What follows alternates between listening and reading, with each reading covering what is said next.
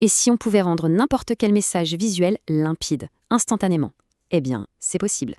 Et ça tient à une règle toute simple, mais vraiment fondamentale.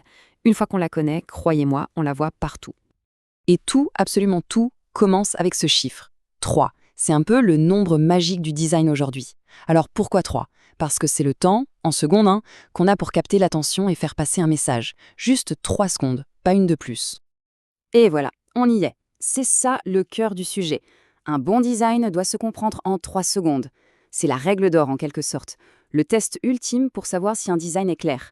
Franchement, si un visuel n'arrive pas à communiquer son message principal dans ce tout petit laps de temps, eh bien c'est simple, il a échoué.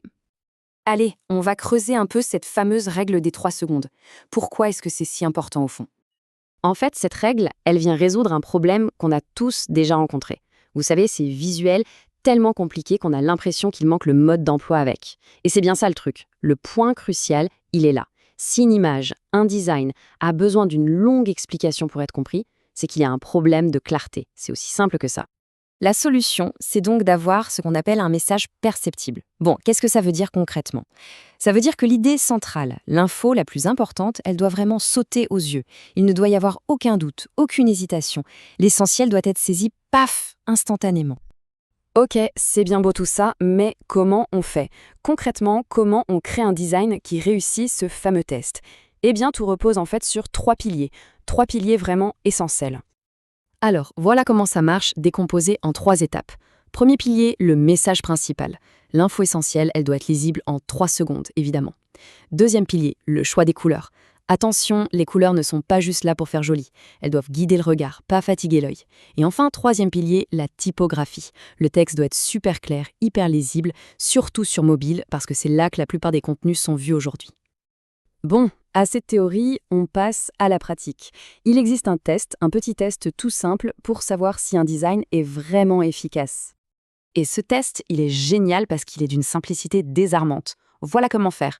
On prend un collègue, un ami, peu importe, quelqu'un qui n'a jamais vu le visuel. On lui montre, top chrono, pendant 3 secondes. Pas une de plus. Puis, on enlève le visuel. Et là, on pose la question. Alors, qu'est-ce qui a été retenu? La réponse, c'est la vérité brute sur l'efficacité du design. Et si le message n'est pas clair, eh bien, il n'y a pas à chercher plus loin, il faut simplifier. Et voilà la question qu'il faut se poser. Est-ce que nos propres créations passeraient ce test? Quand on pense à ses propres visuels, ses présentations, même à la mise en page d'un email, est-ce que ça passerait ce test, ce fameux test impitoyable des 3 secondes?